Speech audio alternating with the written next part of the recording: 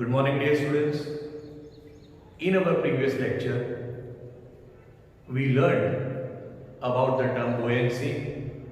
So, going by definition, buoyancy is the upward thrust or upward force experienced by any object when it is immersed in some fluid. That is known as buoyancy. Now, we also discussed that different fluids have different value of buoyancy, यानी कि इसी object को अगर आप milk में immerse करो और उसी ऑब्जेक्ट को अगर आप पानी में इमर्स करो तो इन बोथ द केसेस उस पे जो अपवर्ड फोर्स या अपवर्ड थ्रस्ट लगता है, in other words the buoyancy field by that object will be different.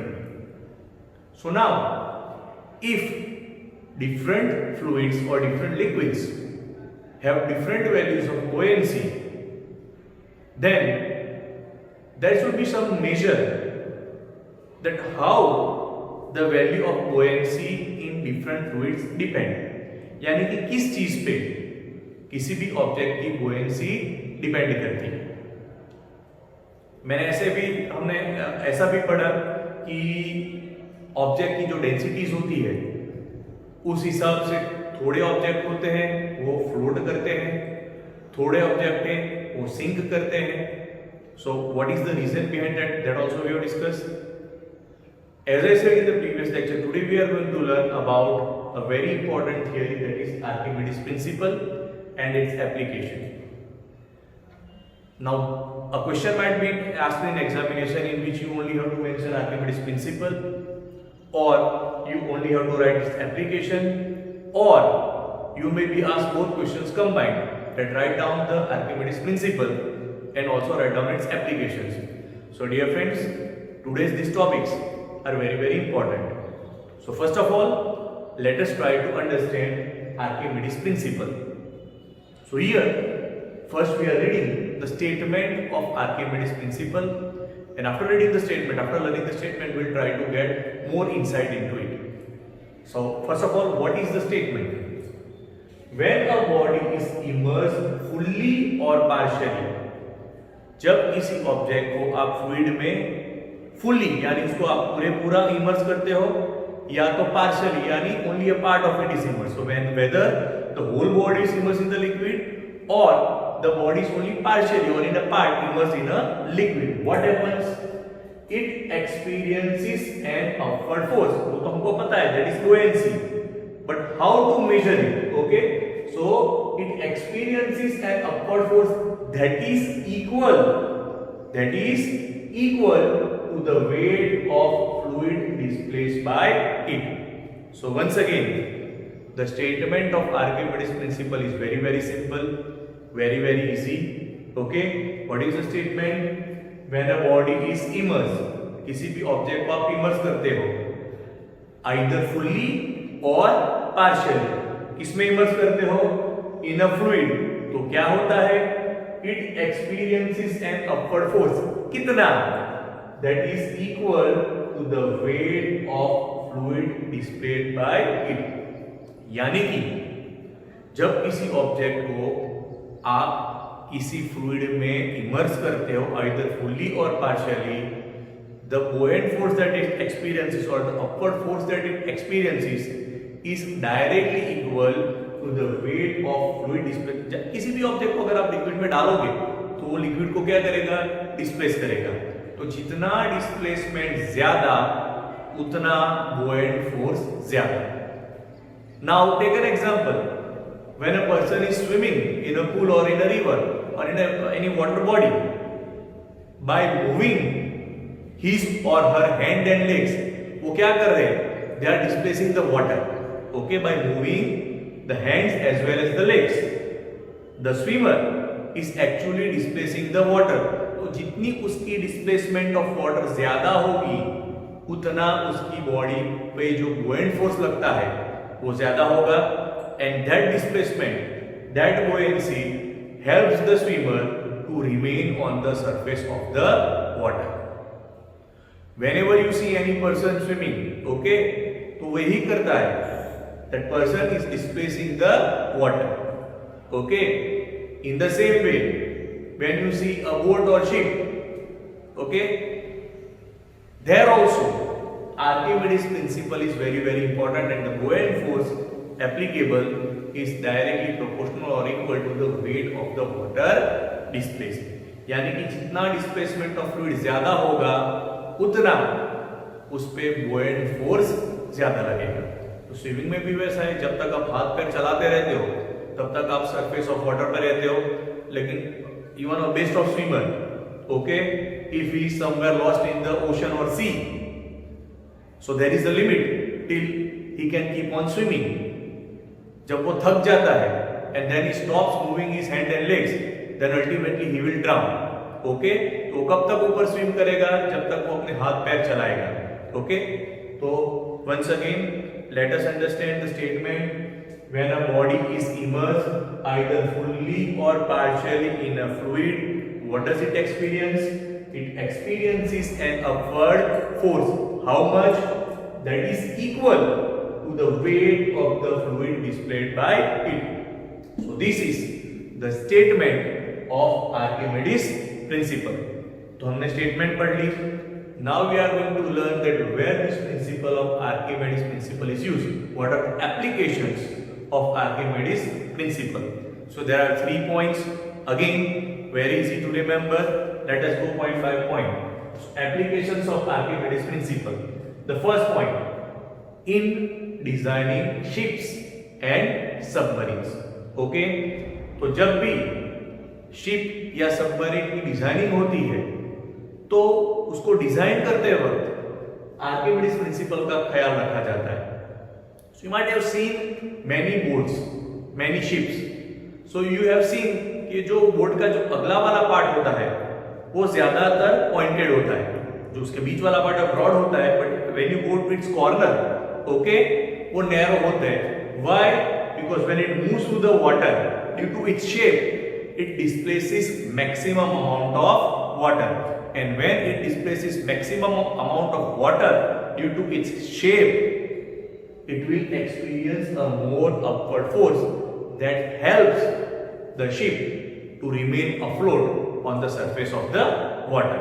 So the first application that we studied is in designing of ships and submarines. Dear friends, there is one more interesting thing.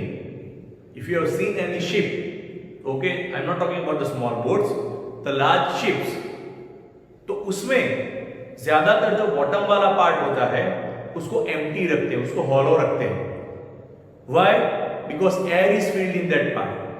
So due to the air, the density of ship becomes little bit less, and as a result, that less density also helps the ship, which has very large weight, to remain afloat on the surface of the water. So coming back to our topic, there are 3 applications of Archimedes principle. The first point is designing ships and submarines. Now the second point, the application of Archimedes principle is used in lactometers. Lactometer एक instrument का नाम है where it is used to determine the purity of sample of milk. So in SS you have studied about many cooperative societies. ये जो cooperative societies होती है वो क्या करती है, जो farmers होते हैं उसके मिल्क को वो बाय करती है, and then after doing certain processes, okay, they sell it in the market. So when different person from village go to sell their milk, all of them don't get the same price. Why? Because the quality of milk is also different. Okay, एक simple example है, कोई अंदर 1 litre पानी डाल के आता है तो कैसे पता चलेगा? So this instrument lactometer determines the purity of sample of milk. It is helpful in finding whether some other liquid or water is added in the milk, and if it is added in what quantity. Okay, so first point in designing of ships and submarines. Second, it is used in lactometers. Why? To determine the purity of given sample of milk. Third, it is used in another instrument, that is hydrometer. Hydrometer is a device that is used to determine the density of liquid. जैसे solid की density होती है, liquid की उससे कम होती है, but they do have density. Okay, so what is the density of any given liquid? The instrument used is known as hydrometer. Okay, so again let us revise. There are 3 points for applications of Archimedes principle. Point number 1, it is used in designing ships and submarines. Second point, used in lactometers to determine purity of sample of milk. And third point, it is used in hydrometers to determine the density of liquid. So I hope you have understood both these theories very well. As I said again in the starting of the chapter, these two theories are very important. So by the end of the day, ये जो दोनों theories है आपको by heart हो जानी चाहिए. ये दो जो questions है, okay, these two lines can be also asked in short questions. तो याद क्या रखना है? हाइड्रोमीटर कहाँ यूज होता है? Hydrometer is used for finding density of liquid. Lactometer कहाँ पे यूज होता है? Lactometer is used to determine purity of sample of milk. So you might get this answer, these lines as a fill in the blank or true or false. Okay, so again these parts is very important. So after completing these two theories, now we will complete the last theory of the chapter, that is relative density. And this theory will help us to solve certain numericals, and by solving the numerical we will be able to find whether a given particular object will float on the surface of the liquid or it will sink.